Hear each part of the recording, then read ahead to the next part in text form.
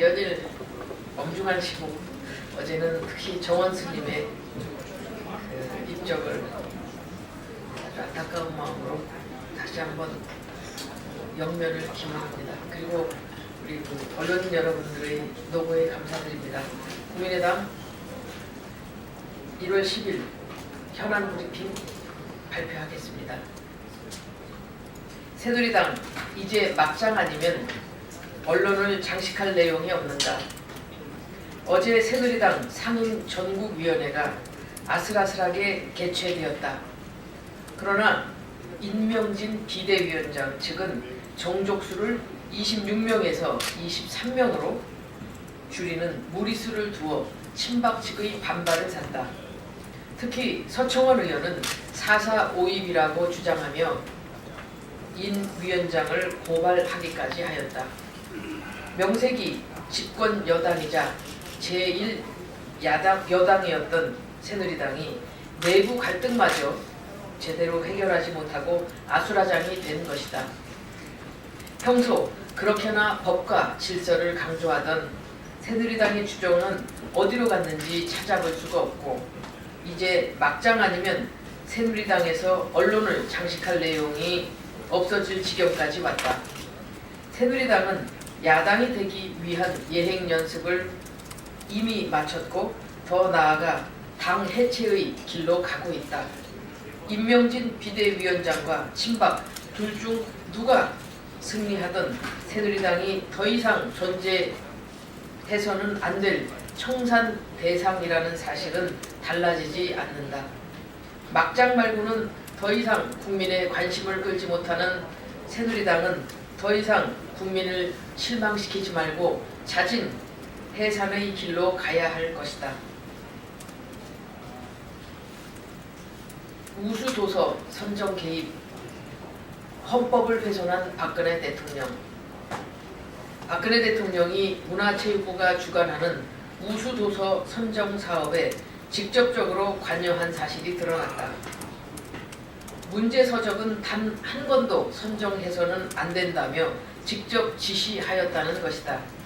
이 외에도 창작가 비평, 문학 동네를 직접 언급하며 지원, 삭감을 지시했다는 정황도 드러났다. 문학의 블랙리스트를 구체적으로 활용한 것이다. 진보 성향 작가를 비롯한 출판사에게 갑작스럽게 그리고 공교롭게 비슷한 시점에 불이익을 준다는 것은 윗선에서 내려온 블랙리스트 외에는 설명할 방법이 없다.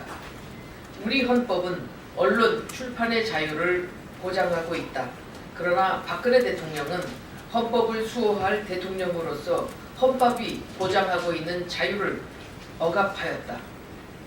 박근혜 대통령은 비선을 통한 국정농단, 사기업들에 대한 통제, 이제는 출판의 자유에 대한 억압까지 대한민국 사회를 70년대로 회귀시켰다.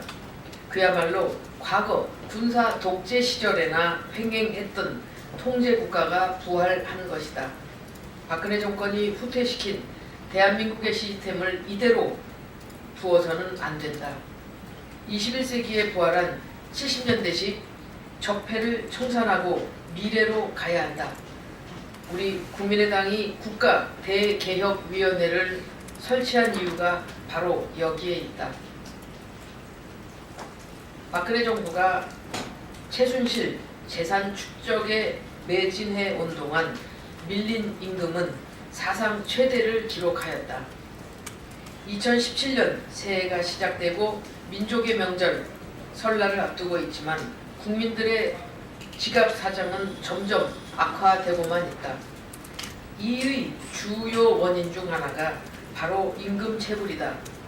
작년 한 해 임금 체불은 1조 4천억 원으로 사상 최대를 기록하였다. 경영자의 도덕적 해이로 임금 체불이 된 경우라면 엄정한 법 집행으로 바로잡으면 된다. 그러나 문제는 단순하지가 않다. 무엇보다 우리 산업의 경쟁력이 흔들리고 있기 때문이다. 4차 산업혁명으로 이미 주요 국가들이 치열한 경쟁에 뛰어들어 온갖 노력을 경주하고 있는 상황에서 박근혜 정부는 최순실 재산 축적에만 열을 올리고 있었다. 지난 3년 반 동안 허성 세월로 우리가 자랑하던 조선 자동차, 철강 등의 주요 산업의 경쟁력은 추락하였으며 새로운 경제성장 동력 또한 전혀 찾지 못하였다.